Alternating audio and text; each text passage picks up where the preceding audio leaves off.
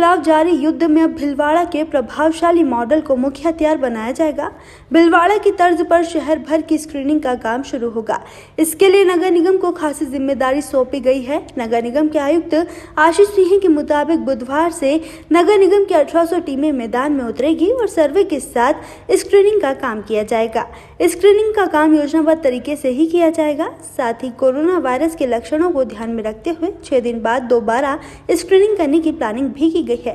दरअसल राजस्थान राज्य के भीलवाड़ा शहर में कोरोना वायरस के शुरुआती दौर में ही शहर भर के स्क्रीनिंग का दौर शुरू कर दिया गया था। भीलवाड़ा प्रशासन की यह प्लानिंग कारगर भी साबित हुई और यही वजह है कि अब कोरोना वायरस के खिलाफ जारी जंग में भीलवाड़ा मॉडल को आदर्श बनाकर नगर निगम की टीमें भी स्क्रीनिंग के काम में जुट जाएगी। दूसरी तरफ नगर निगम द्वारा शुरू की गई है आसान राशन खरीद योजना को बेहतर तरीके से अमली जामा पहनाए जाने पर नगर निगम ने राहत की सांस ली है। योजना के शुरू होने के बाद नगर निगम के पास सीधे आने वाले ऑर्डर की संख्या आधी से भी कम रह गई।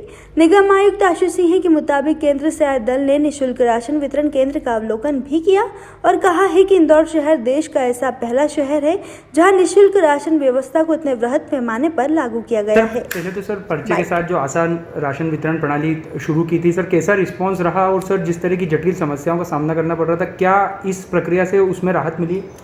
देखिए, निश्चित रूप से वैसे भी जो हमारी पेड राशन वाली व्यवस्था थी, कचरा गाड़ी के साथ चलकर पर्चे पर ऑर्डर लेने वाली, शुरू में जरूर 4-5 दिन उसमें समस्या आई थी, लेकिन जैसे ही हमने दुकानों की संख्या 1000 से बढ़ाई और लगभग 1200 के आसपास कर दी तो बहुत अच्छा उसका रिस्पॉन्स आ रहा था।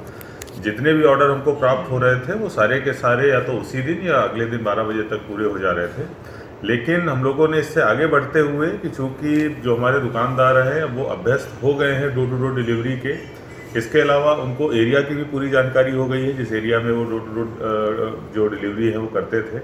जहाँ से वो माल लाते थे वो सारे जो सप्लायर्स थे, डीलर्स और डिस्ट्रीब्यूटर्स थे, सारे 15 आइटम्स के हम लोगों ने जो छांटे थे, जिनको पासेज जारी किए थे, उनसे उनका समन्वय भी हो गया है, उनसे उनकी जान पहचान भी हो गई है, क्रेडिट पे माल लेना और ख़रीदना वगैरह भी सब चालू हो गया है। तब चूँकि ये व्यवस्था स्वयं में अब इतनी मजबूत हो गई है कि इसमें हमको बहुत ज़्यादा दखल देने की आवश्यकता नहीं है, इसलिए हम लोगों ने 2-3 चीज़ें इसमें करी हैं। पहला तो हमने 311 और सिटीजन कॉप ऐप के माध्यम से ऑर्डर जो है वो लेना शुरू करा दिया है।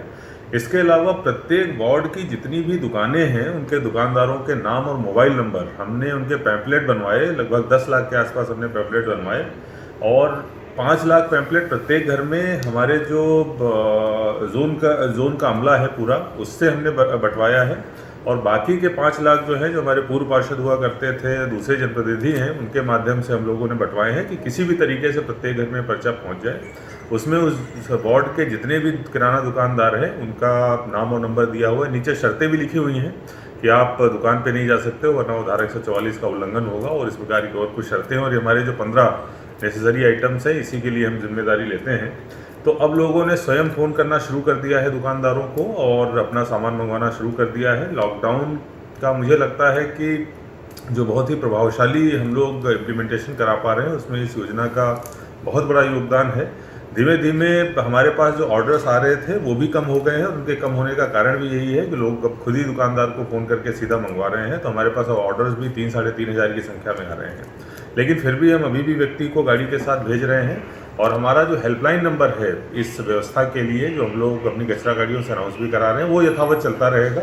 वहाँ पर अगर किसी तरीके से रेट्स को लेके कोई शिकायत प्राप्त हो रही है या किसी दुकानदार के बारे में शिकायत प्राप्त हो रही है, डिलीवरी के बारे में शिकायत प्राप्त हो रही है, तो उसका निराकरण उस हेल्पलाइन के माध्यम से होता रहेगा। और हमारा जो जेडो है और हमारा जो वार्ड प्रभारी है वो विधिवत रूप से, यथावत रूप से इस व्यवस्था के लिए काम करते रहेंगे।